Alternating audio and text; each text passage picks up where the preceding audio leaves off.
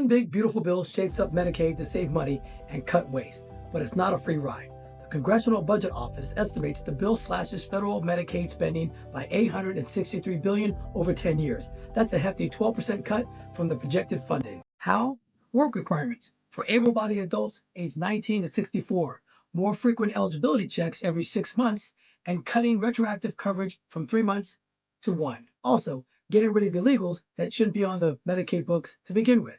These changes could reduce enrollments by 7.8 million people by 2034, saving an estimated $344 billion just from the work requirements alone and getting illegals off the books.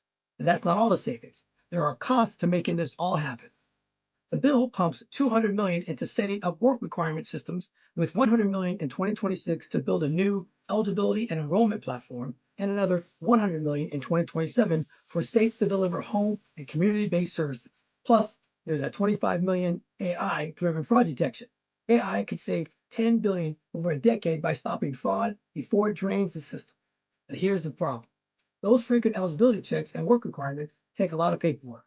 They're a hassle. The states could spend millions more on administration just to get that done, says the CBO. And it could lead to 1.5 million eligible folks might lose their coverage due to red tape and potentially racking up $2,220 each in out-of-pocket costs annually. And if they're uninsured or low-income couple, that's $4,440, 20% of their income.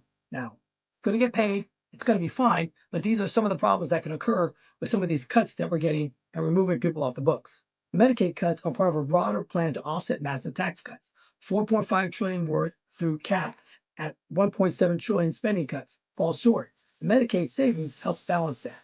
But there's a catch. The bill could add $3.3 trillion to the deficit over 10 years, per the CBO, because tax cuts outpace savings. The bill penalizes 14 states and DC for covering undocumented immigrants with state funding, cutting their federal matching rate from 90% to 80%. That's $1.2 billion less for federal coverage for the immigrants. So states like California and New York either drop those programs or they got to find funding from somewhere else. The Senate version tweaks things a little bit. They got $50 billion in Rural Hospital Stabilization Fund to soften the blow for provider tax cuts, which dropped from 6% to 3.5% by 2032. The bill saves $863 billion federally, but shifts costs to the states and low-income families and fraud protection and work requirements aimed to protect taxpayers.